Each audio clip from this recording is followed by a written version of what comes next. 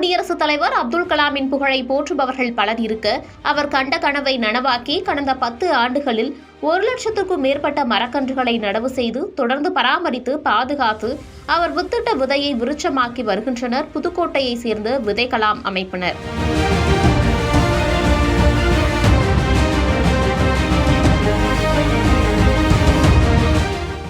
500 வாரங்களை கடந்து அவர்களின் இந்த பசுமையை பாதுகாக்கும் பணி தொடரும் நிலையில் யார் அந்த விதைக்கலாம் அமைப்பினர் என்பது குறித்து விவரிக்கிறது இந்த செய்தி தொகுப்பு.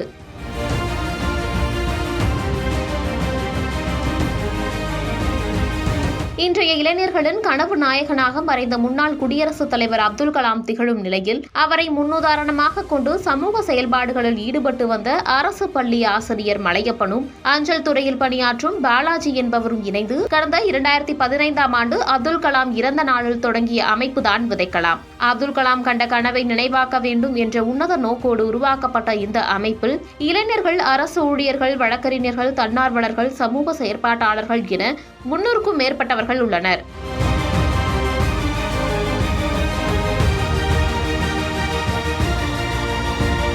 இவர்களின் பணி வாரந்தோறும் ஞாயிற்றுக்கிழமை காலை வேளைகளில் மரக்கன்றுகள் நடவு செய்வது, ஏற்கனவே நடவு செய்த மரக்கன்றுகளை பார்வையிடுவது, அவற்றை பாதுகாப்பது, வறண்ட பகுதியில் பசுமையான மரங்களை உருவாக்குவது இவைகள்தான்.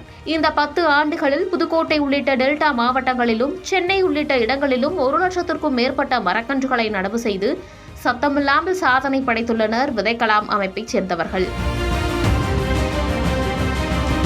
2015ஆவது வருஷம் அப்துல் கலாம் ஐயா இறந்த பிறகு அவருடைய நினைவாக ஏதாவது ஒன்று செய்யணும் அப்படின்னு நாங்கள் ஆசைப்பட்டோம். அவருடைய முக்கியமான கொள்கையான மரம் நடுதலை நாங்கள் கையில் எடுத்துக்கிட்டோம். 2015 அவர் இறந்ததுக்கு 1 மாதத்துக்கு பிறகு ஆரம்பித்த இந்த நிகழ்வு தொடர்ச்சியாக இடைவிடாது, ஒரு ஞாயிற்றுக்கிழமை கூட இடைவிடாது இன்னைக்கு 500ஆவது வாரத்தை தொற்றிருக்கிறது. இதை நாங்கள் கொண்டாடி கொண்டிருக்கிறோம். புதுக்கோட்டை மாநகரை சுற்றி கிட்டத்தட்ட 1 லட்சம் மரக்கன்றுகளை நாங்கள் வளர்த்துருக்கோம். இப்பொழுது தலைநகரான சென்னையிலும் 60 வாரங்களை நாங்கள் தொட போகிறோம். அங்கே 1 வருட நிகழ்வு முடிஞ்சிருக்கு. அங்கேயும் எங்களுடைய பசுமை பணியை நாங்கள் தொடர்ச்சியாக விதைச்சிக்கிட்டே இருக்கோம். இதில் இந்த கன்சிஸ்டன்சி அப்படிங்கிறது தான் ரொம்ப முக்கியமானது.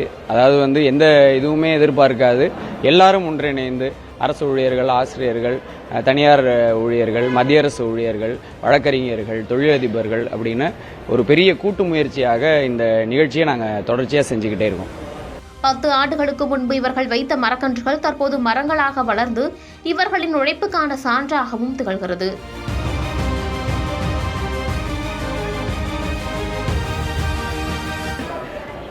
கடந்து வந்த பாதையில் சவால்கள் நிறையா இருந்ததா? இப்போ மரக்கன்று நடுறது எளிது, அதை தொடர்ந்து பராமரிச்சுட்டு வரது எவ்வளோ சவால்? இல்லை, இயற்கை பேரிடர் ஒரு 2 தடவை நம்ம மாவட்டத்தையே ஒரு இழப்பை ஏற்படுத்துச்சு. ஸோ அந்த இதில் நாங்கள் வச்ச பெரிய மரங்கள் எல்லாமே பாதிப்புக்கு உள்ளானுச்சு. வெட்டதாக தான் செய்வாங்க, இழப்புகள் நடக்க தான் செய்யும். விதைக்கலாமோட அடிப்படை நோக்கம் எவ்வளோ இழப்புகள் ஏற்பட்டாலும் பசுமையை மேம்படுத்திக்கிட்டே தான் போகணுங்கிறது தான் எங்களுடைய நோக்கம். நாங்கள் நட்டுக்கிட்டே தான் இருக்கோம். இப்போ கஜா புயலில் ஒட்டுமொத்தமாக பலச்சக்கர மரங்கள் அழிந்தது, அது மீண்டும் உருவாக்க செய்கிற பணியில் நம்ம என்ன மாதிரி நிமித்த முடிஞ்ச மரங்களை நிமித்தி வச்சோம். அதுக்கு புதிய மரங்கள் மாற்றா நாங்கள் அதுக்கு ஒரு குயிக்காக வளரக்கூடிய மரங்கள் என்னென்ன இருக்குங்கிறத ஒரு சர்வே எடுத்துகிட்டு அந்த மரங்களை அந்த இடத்துக்கு தகுந்த மாதிரி உடனடியாக நட்டு கொடுத்தோம். அதிகப்படியான மரங்களை நாங்கள் கஜாவுக்கு அப்புறம் தான் நடவே ஆரம்பித்தோம். இல்லை, நாட்கள் கடந்ததே தெரியல. நாங்கள் ஒவ்வொரு வாரமும் எங்களுக்கு அடுத்தடுத்த வாரங்கிற ஞாயிற்றுக்கிழமைங்கிற ஒரு நோக்கத்தோடய போயிடுறோம். 500 வாரங்கிறது ஏறத்தாழ பார்த்தோம் அப்படின்னா ஒரு 10 வருடத்தை நெருங்கியிருக்கோம். அப்போ சின்ன பிள்ளையா நாங்கள் ஆரம்பிக்கும் போது இன்னைக்கு ஒரு 10 வருஷத்தை தாண்டி இருக்கோம். அதுவே எங்களுக்கு ஒரு பெரிய மகிழ்ச்சி. அதனால தான் இந்த நிகழ்வை ஒரு பெரிய லெவலில் கொண்டாடிட்டு இருக்கோம். ஒவ்வொரு வாரங்களும் 100க்கும் மேற்பட்ட மரக்கன்றுகள் என 500ஆவது வாரத்தையும் வெற்றிகரமாக மரக்கன்றுகளை நடவு செய்து அதை விழாவாகவும் கொண்டாடி மகிழ்ந்துள்ளனர்.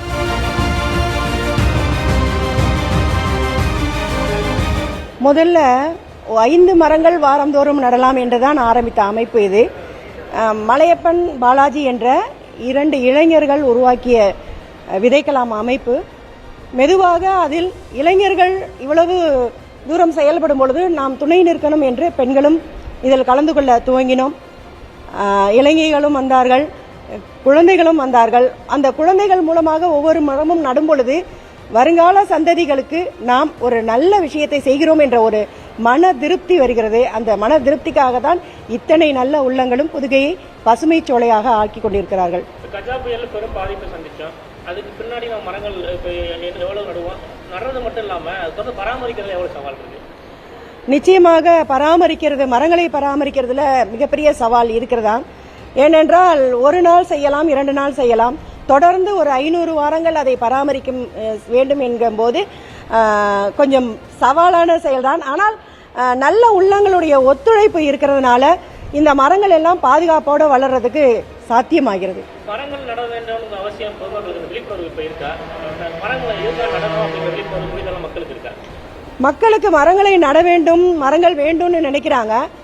ஆனாலும் ஒரு சிலர் தன்னுடைய சுய லாபத்துக்காக, சுய தேவைக்காக மரங்களை வெட்டும் பொழுது அந்த மரங்களே அழுகும்.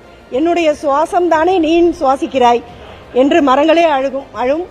ஆனால் மக்களுக்கு நிறைய பேர் மரங்களை நடுவதிலும் அந்த மரங்களை பராமரிப்பதிலும் ஆர்வம் காட்டுகிறார்கள். அவர்களை ஒன்றிணைக்கும் வேலையை தான் இந்த விதைக்கலாம் அமைப்பு செய்து கொண்டிருக்கிறது.